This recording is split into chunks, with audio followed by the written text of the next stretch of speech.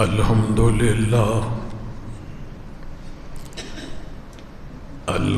لله نحمده ونستعينه ونستغفره ونؤمن به ونتوكل عليه ونعوذ بالله من شرور أنفسنا ومن سيئات أعمالنا من يهده الله فلا مضل له ومن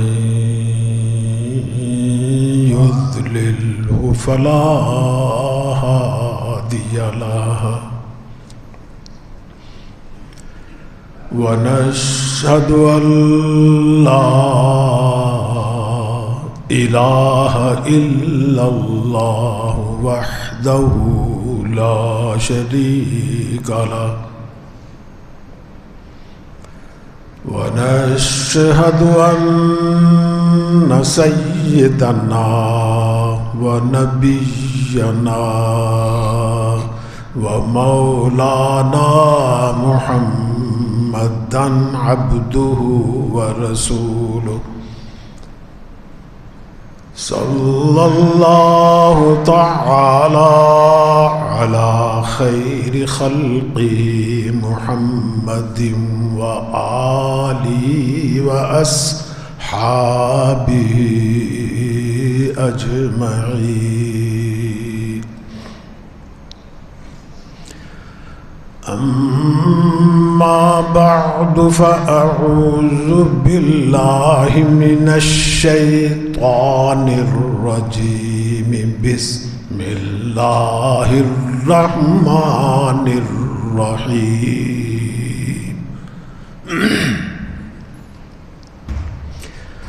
وهو الذي أنشأ جنات معروشات وهو الذي أنشأ جنات معروشات وغير معروشات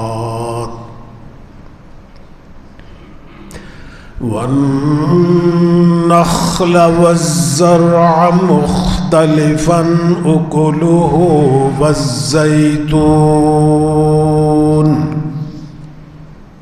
والزيتون والرمان متشابها وغير متشابه. كلوا من ثمره إذا أثمر كلوا من ثمره إذا أثمر وآتوا حقه يوم حصاده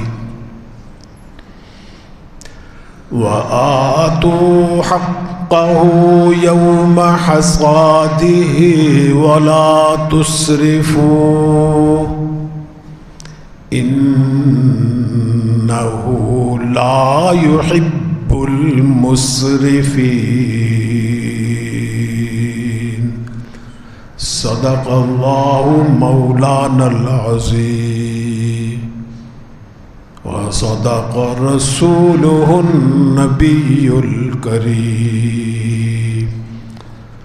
ونحن على ذلك من الشاهدين والشاكرين والحمد لله رب العالمين.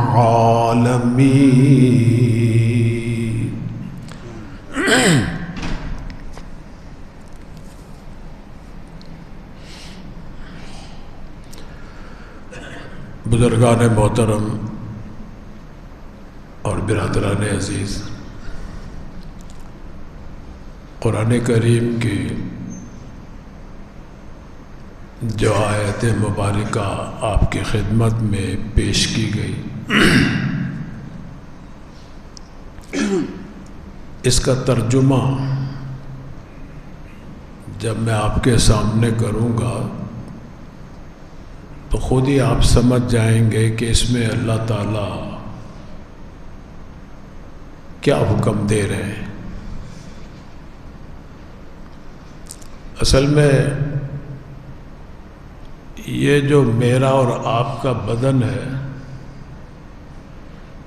5-6 فٹ کا یہ جو ڈھانچہ ہے، یہ بھی اللہ ہی نے ہمیں دیا ہے، اسی کا بنایا ہوا ہے۔ اور اللہ تعالیٰ کا تو چیلنج ہے، کوئی انجینئر آئے مقابلے میں بتائے کہ یہ میں نے بنایا ہے، اس کو میں نے پیدا کیا ہے۔ آج تک تو کسی نے نہیں دعویٰ کیا، نہ قیامت تک کوئی کر سکتا ہے۔ جس طرح اللہ تعالیٰ نے ہمیں اور آپ کو یہ جسم دیا ہے، یہ بدن دیا ہے، جس کے بارے میں بعض لوگوں کو دھوکہ ہے کہ میرا جسم میری مرضی، نعرے لگاتے ہیں سڑکوں پہ جا کے، مرد بھی عورتیں بھی۔ حالانکہ آپ کا جسم اگر ہوتا تو آپ اس کو تھامے رکھتے، کبھی موت نہ آتی آپ کو۔ آپ کی تو یہی خواہش ہے کہ ہم ہمیشہ زندہ رہیں۔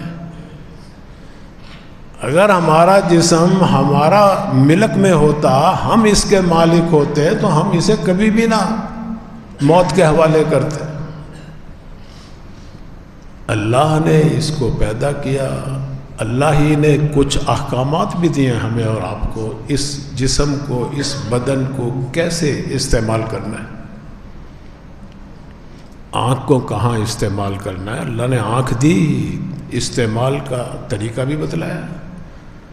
اللہ تعالیٰ نے مجھے آپ کو زبان دی، اس کو استعمال کرنے کا طریقہ بھی بتلایا، حکم بھی دیا ہے کہاں اس سے استعمال کرنا، کہاں نہیں استعمال کرنا، ہر چیز کے بارے میں۔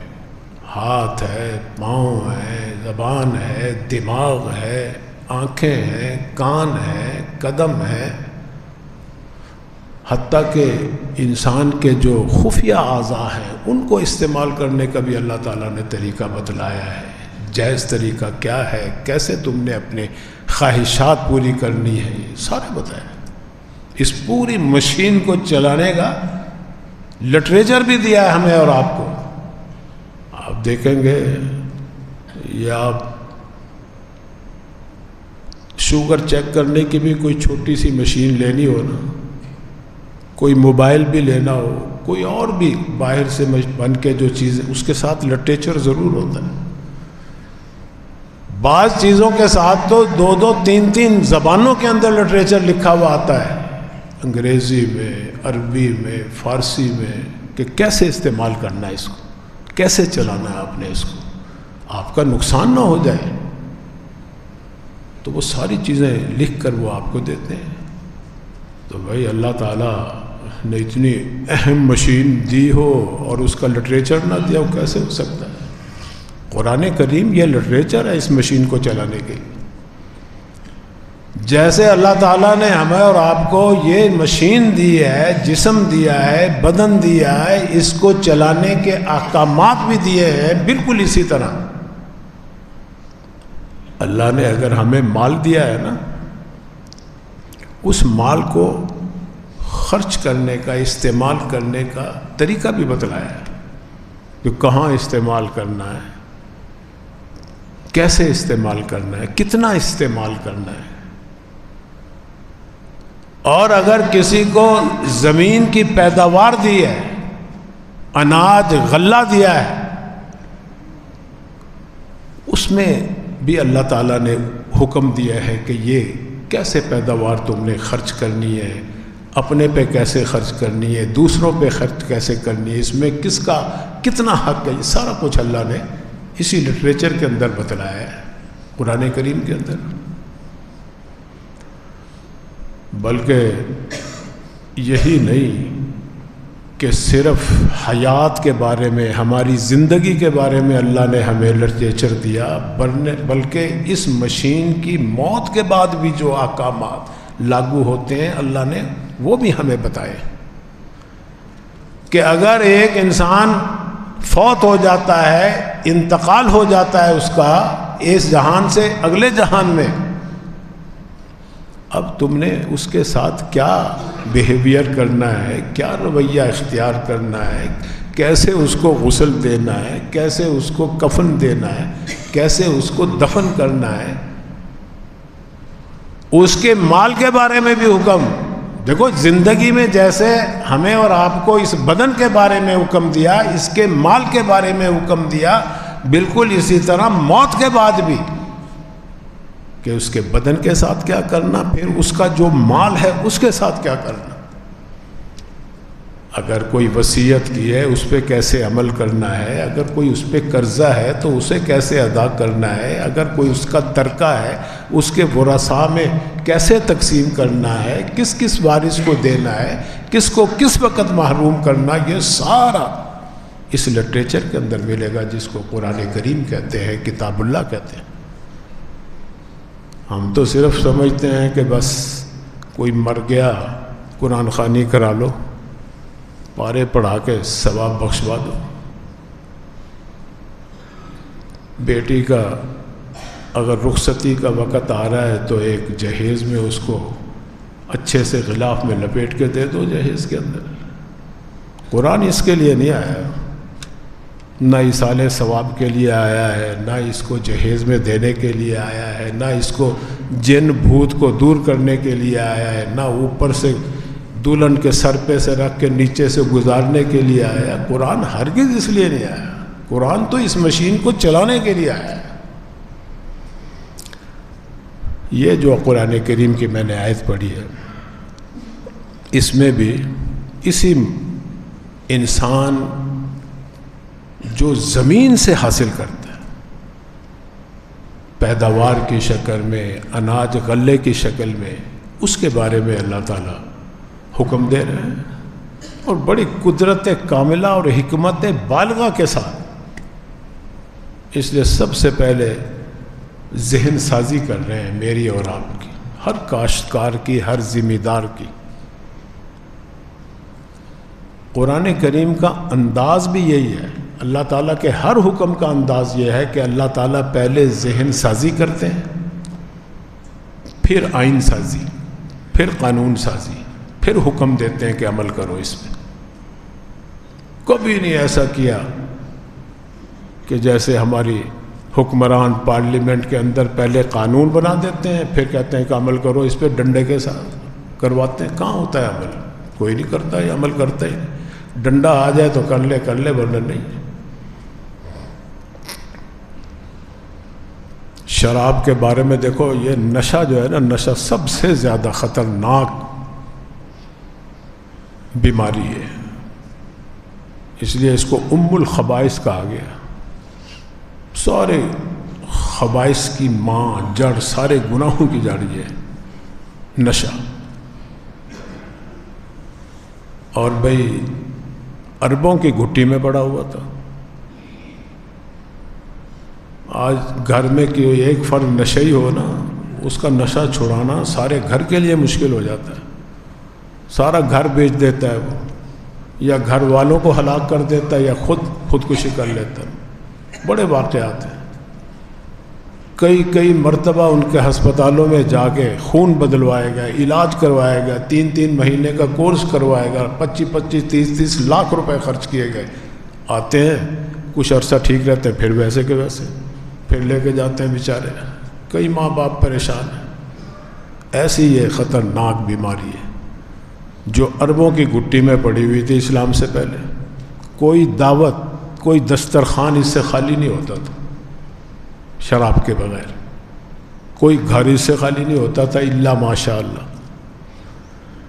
اور یہ شراب جو ہے، خمر جس کو کہتے ہیں، جس کا نشہ سب سے زیادہ خطرناک ہے، گھڑے اور مٹکے بھر کے 6 مہینے سال کے لیے اس طرح ذخیرہ کرتے تھے جیسے ہم اور آپ بڑوڑے گندم سے بھر کے رکھتے ہیں کہ کہیں غذائی قلت نہ ہو جائے. بنیادی چیز ہے گندم، بوریاں بھر کے رکھ لو، بھڑوڑے بھر کے رکھ لو اناج.